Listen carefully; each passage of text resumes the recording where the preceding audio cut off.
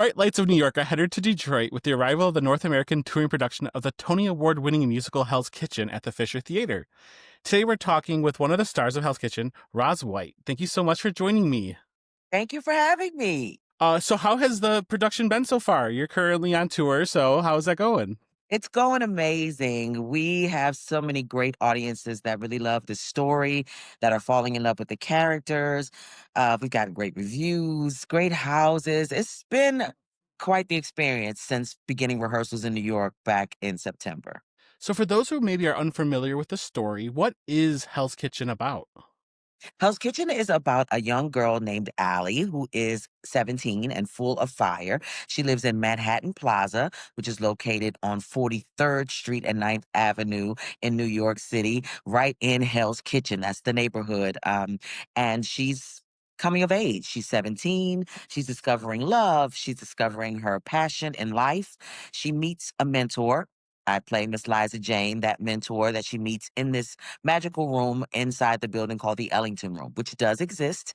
And she walks into the room. Miss Liza Jane is playing piano. She's intrigued. Miss Liza Jane challenges her to do something, step outside of her comfort zone and learn a new thing and discover her passion. And she does. With some bumps and bruises along the way, but all in all, she learns who she is and who she can become with focus and determination. So it's a pretty great story. She's also battling it out with her mom, who was trying to keep her safe in 1990s in New York. So it's a little battle that's going on between mom and daughter, and her dad comes in and out of her life to try to buffer things. She just is learning. She's learning life through all of these people in her community. It sounds like such an awe-inspiring story, you know what I mean? Yes, absolutely. She also has best friends that kind of tag along and encourage her to take risks and also encourage her to not go against her mom because she's going to kill her if she finds out what's going on. And she falls in love with a young man who's a little too old for her.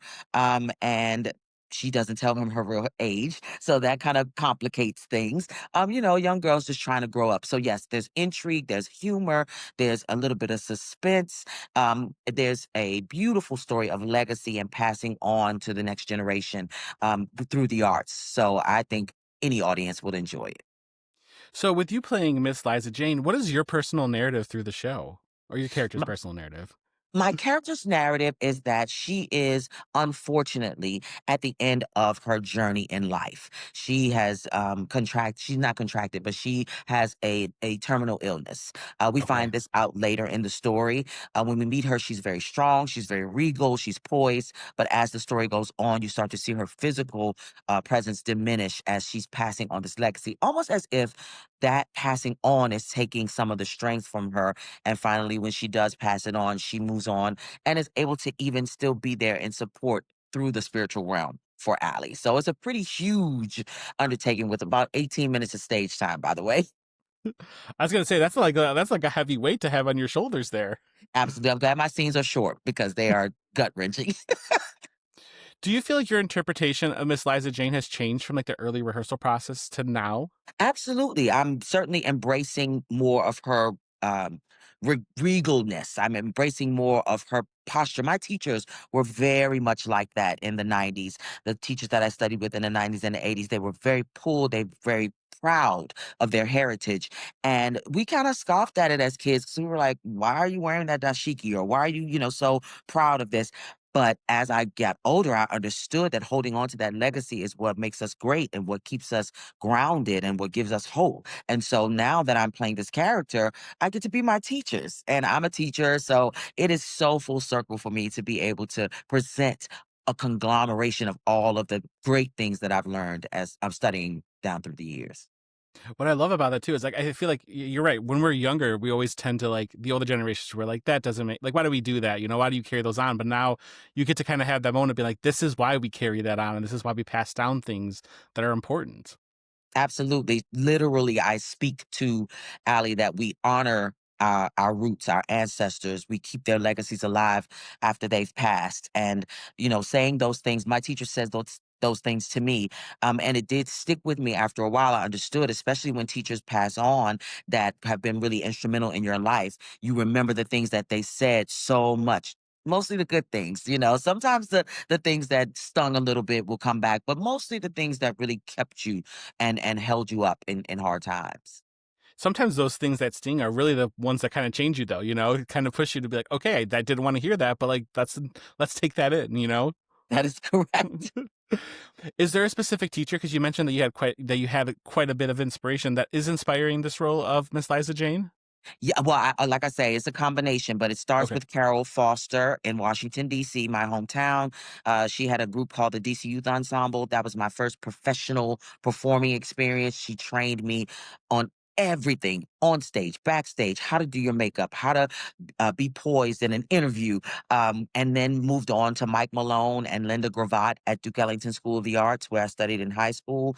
That continued on into college at Howard University with Henry Edmonds and Kehembe Eichelberger and Wesley Boyd and oh my God, so many teachers. I have so many great teachers. I don't want to leave anybody out, but I've had so many great teachers.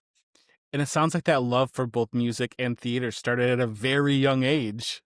Yes, yes. My mom used to tell me the story of me being about 4 years old and being in the preschool Christmas play.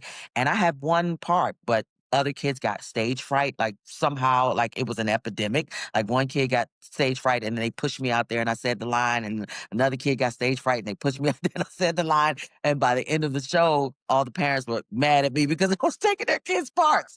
And so, yeah, about 4 years old, the bug bit me.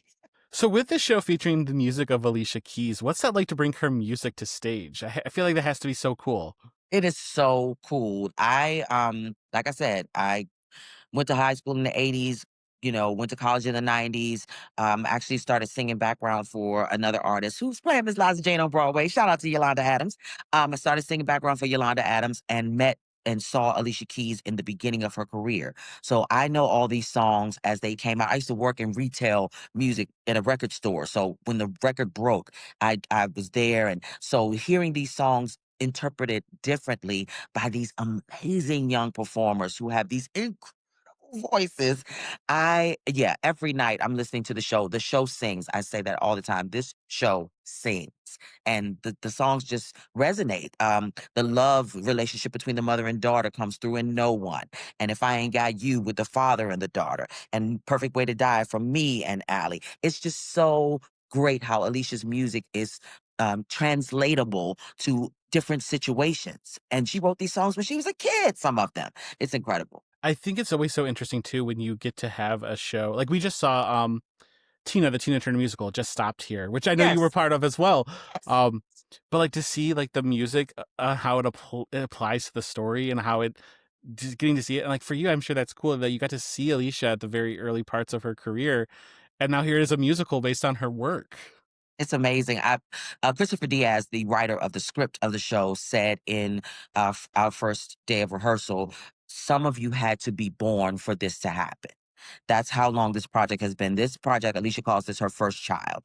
So before she had her children, she had Hell's Kitchen as an idea, as something that she wanted to nurture and make grow. And she made it happen. And it's on Broadway. It's doing well. We're here on tour. So this whole experience is I had to get to this point in my career to even be ready for this. It couldn't have come 30 years ago. It couldn't have come 10 years ago. So I'm really, really excited.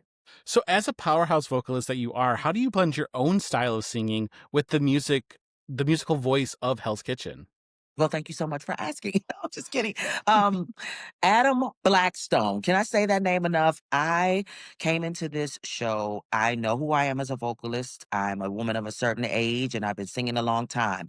And I have a certain quality to my voice that is not the traditional, legit musical theater quality. Never has been. I tried it. Wasn't my thing.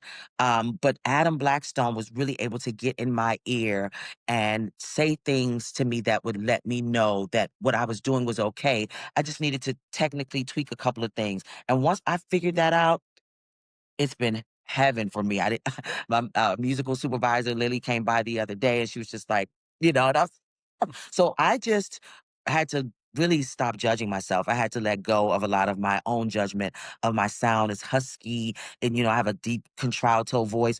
Most, stars on Broadway are high belting sopranos. And so me not being that had, me insecure for a few days, I would say. But there was one day in particular where Adam, and Alicia was literally sitting in the audience as well. And they both just put the big thumbs up. And I was like, okay, we got it. We can rock now. So just really trusting myself to really basically answer the question that you're asking. I had to trust myself and that I was a good singer and that I've been doing it a long time and that I know what I'm doing. As a psychologist, I can say too that that is really hard sometimes to really just like like you could be your toughest barrier sometimes to really believing you can do it. I think as an artist, I think we all have that little piece of us that wants everybody to like it. Cause, people got to buy tickets and people got to come see you. So somebody's got to like it. So that little part of that makes us always wonder if, am I okay? Did I do it well enough kind of thing? And once you relax into what you know you can do and trust your technique, then I think you'll be really good. So Hell's Kitchen is not only have this beautiful music, it also is quite heavy in the dancing choreography from what we've seen and stuff.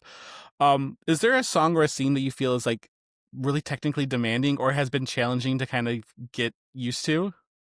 Well, for me, I don't really have to do a lot of dancing because my character just, she's above some of that. Okay. However, I will say that watching the rehearsal process and seeing the number, the gospel, and what it goes into to really illustrate what a day in the life living in Manhattan Plaza with street drummers drumming and people just kind of spontaneously making up choreography. These dancers are incredible athletes. Camille Brown is a genius, and every movement has significance. She tells the dancers that you don't have lines, but your choreography is your lines. So that's how you approach the movement. And it works. I mean, every single night. Little things that, wouldn't normally get applause, people cheer for because they see the dancers really connecting. They're all actors, they're all brilliant. So the gospel is one of those. And then, of course, when we all get to come together and do a little bit of choreography and rapping in Empire State at the end, I have a ball. A fan actually asked me last night. He was like, "You're not as old as you're playing because you were dancing and you were getting it." I was like, "Hey, old people can get it too." But yeah, it was good. It was good. It was really, really good. To experience just a little bit of Camille Brown's choreography and understanding how movement can really inform the storytelling. And that's some of the things that I don't always see audiences think about when they go into a musical as well, or any kind of show, is that like movement and the dance and stuff like that is just as important as what's being said on stage, like it brings you into the whole world of what Hell's Kitchen kind of is to see that, to see those movements, to see that dance.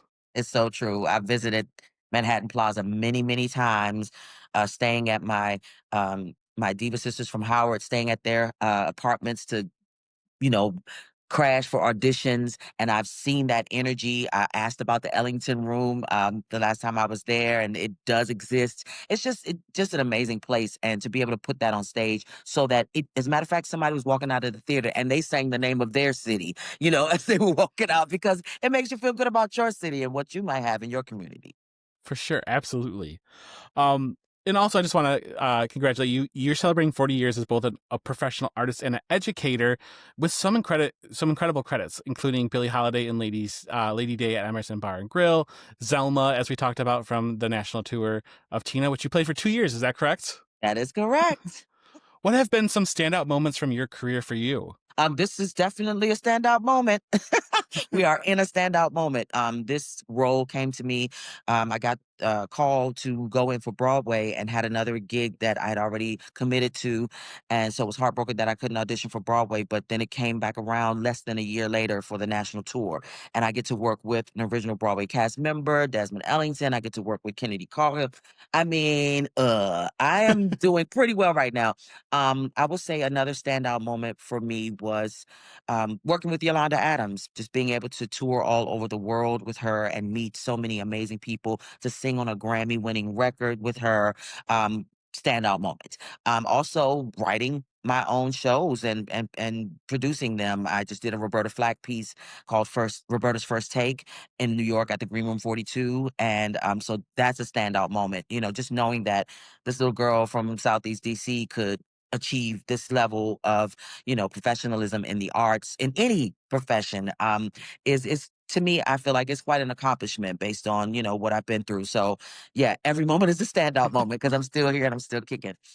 Would that young girl from DC even know what to say at this point about where you're at? I mean, that's so incredible, all the things you're doing. I believe she probably would be expecting more. She would be like, Really? "Okay, let's go." Yeah, oh, that girl was fearless. Absolutely. She had no insecurities. She knew what she wanted to do and she knew she wanted to be a star. So she would be like, "Okay, what's next? What we doing next?"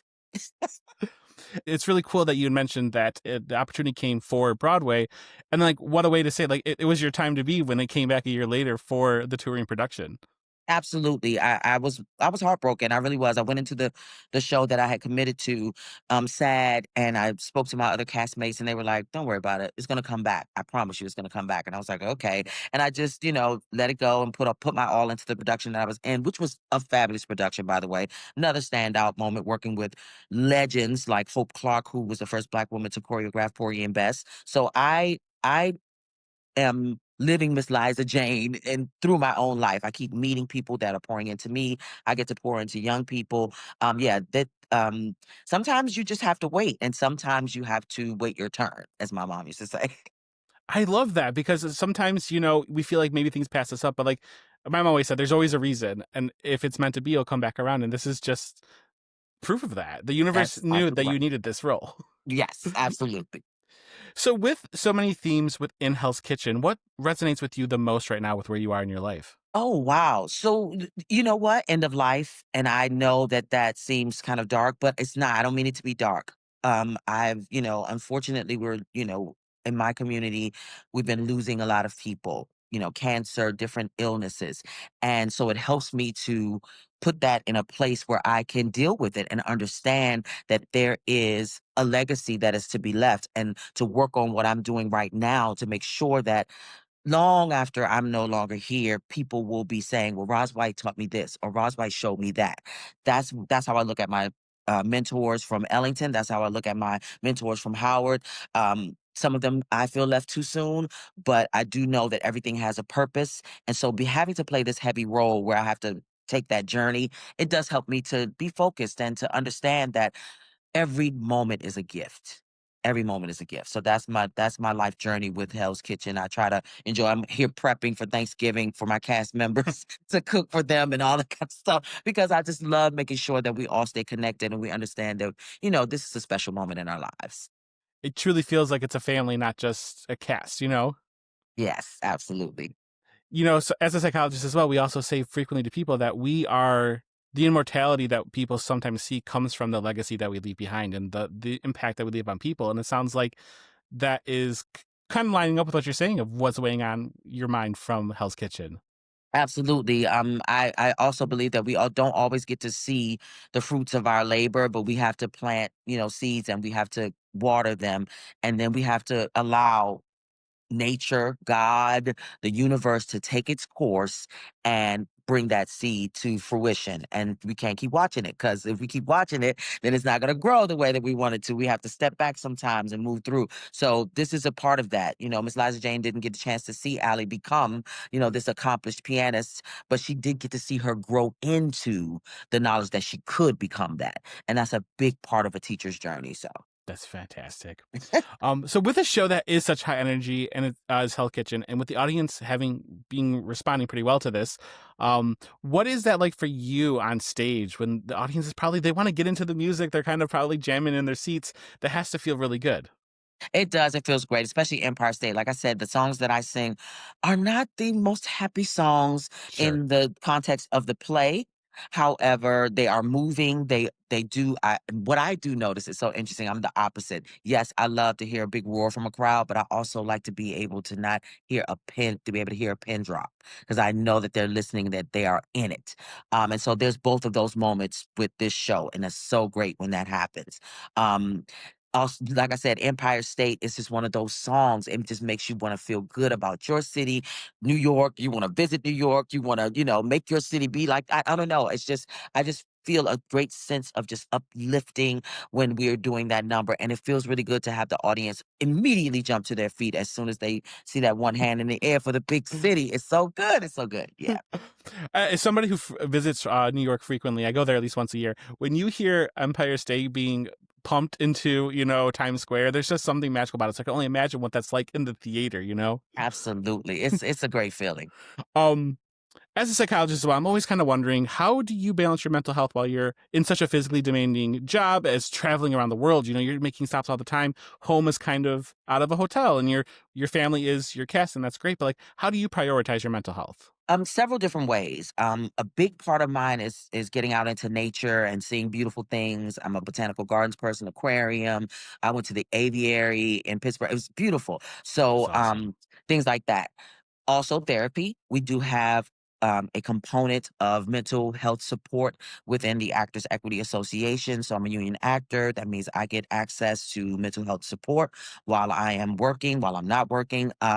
That's a big part of it as well. And staying in touch with people that I love, not just my cast members, because we can get sick of each other just like any family would, Sure. but calling, my friends or texting. I have a text thread with my 5 best friends from high school, that, we stay in college that we stay on, just staying in touch with people that know me. That, we get to know people on the road and we get to know people in the cast, but some of those people we may never see again. Those people that I've had in my life for 30, 40 years, is important for me to stay connected and that we have a good relationship because that lets me know that I'm still Roz, I'm still Rosalind. For those that don't know the government. But yeah, so yeah, that's really what those 3 things, the nature, the therapy, and the staying in touch with family and friends that chosen family and friends that keep me lifted. All three of those things really keep you grounded, and just like I'm not an actor, but I'm assuming it can easily get overwhelming when you're just always going. Absolutely. And I'm a mom of 2 grown men. So, letting go of checking in every week or trying to check in every day or it racking my mind every day. Been a big process of the last, I would say 5 years of my life because Tina, was in 2022 it began. And here we are with Hell's Kitchen. So I've always been on the road, yes, even before those things, but this has been an intense time where I've had to really understand that, okay, you have actually raise kids, in your own way. And, like I said, I'm the mom that's on the road, but that's the biggest challenge for me is feeling like a good mom, and my son texted me that he was proud of me, the other day. So I'm like, okay, I can breathe a little bit, that kind of thing. So yeah, Sure. that's my biggest balancing act is motherhood, and making sure that I'm a real person when all of this is over and that I don't get so caught up in the hype of a role that I lose my touch with myself. That's a beautiful answer. Final question for you then is just, what are you hoping audiences take away from this production of Hell's Kitchen? You know what? I really hope that this becomes the kind of musical that can become a traditional family favorite that people go to, kind of like The Lion King, where they get to see people grow up through it. I really want people to be inspired to tell their own stories of their communities, to embrace the people in their communities that are positive. That's what I want people to take away from Hell's Kitchen, that wherever you are, you can make it great if you put in the work and you put in the effort. Thank you so much for talking with me, Ross. It's been such a pleasure. I've enjoyed this so much. Thank you very much. I appreciate it. Hell's Kitchen arrives at the Fisher Theater on December 2nd and runs through the 14th, so get your tickets now from Broadway in Detroit, and we'll see you there.